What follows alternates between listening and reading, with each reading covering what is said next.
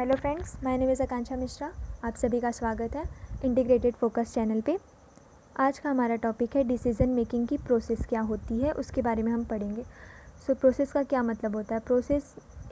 Process में जो है कुछ स्टेप्स इन्वॉल्व होते हैं, जो कि हम जहाँ पे स्टैंड करते हैं वहाँ से हमें जहाँ जाना है वहाँ पहुँचने के बीच का जो भी सफ़र होता है वो एक तरह से प्रक्रिया कहा जाता है, प्रोसेस कहा जाता है।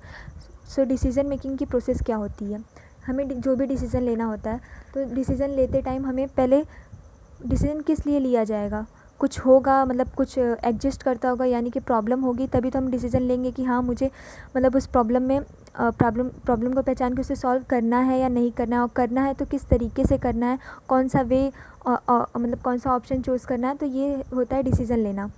तो डिसीज़न मेकिंग का सबसे पहला स्टेप्स है प्रॉब्लम को आइडेंटिफाई करना, आइडेंटिफिकेशन ऑफ द प्रॉब्लम। इसके पहले वाली वीडियो में हमने मीनिंग एंड डेफिनेशन कवर किया, उसका लिंक डिस्क्रिप्शन में है, पहले आप वो देख लीजिए। उसके बाद हम प्रोसेस मतलब ये वीडियो देखिए। प्रॉब्लम आइडेंटिफाई करने के बाद हमारा नेक्स्ट स्टेप है information and data collection.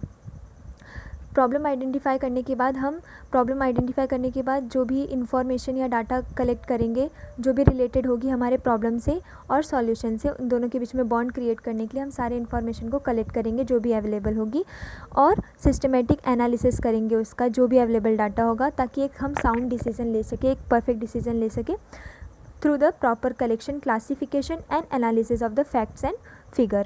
After collecting the data, we will move to the third step, that is developing and evaluating of the alternative यानी कि जो भी ऑप्शन, यानी कि जो भी चॉइस होंगी हमारे पास, वो इवेल्यूएट करेंगे, चेक करेंगे और डेवलप करेंगे। क्या क्या मतलब एक तरह से प्रोबेबिलिटी देखी जाएगी, पॉसिबिलिटी कि कोई भी डिसीज़न लेना हो तो उसके लिए हमारे पास मतलब प्रॉब्लम को सॉल्व करने के लिए हमारे पास क्या क्या वे हैं, उस अल्टरनेटिव को डेवलप करना। उसके बाद हमारा मेन एम जो है डेवलप करना अल्टरनेटिव का सॉल्यूशन, अल्टरनेटिव सॉल्यूशन को डेवलप करने के बाद उसमें जो पॉसिबल डिसीज़न लेना रहेगा कि जो भी उसमें से कोई एक जो हो बेस्ट अल्टरनेटिव उसे चूज़ करना। ये होगा हमारा fourth step. After developing the various alternative, the manager has to select the best alternative.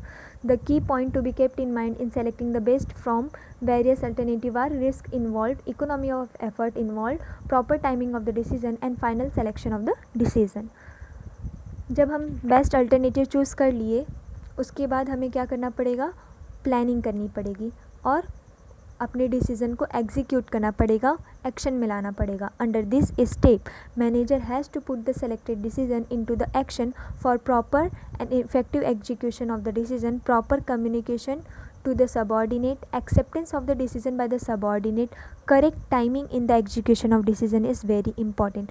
यहाँ पे 3 मेजर पॉइंट दिए गए हैं कि जब भी हम डिसीज़न अल्टरनेटिव चूज़ करने के बाद उसे सबसे ज़रूरी होता है उसे कम्युनिकेट करना, उसे सबॉर्डिनेट को बताना।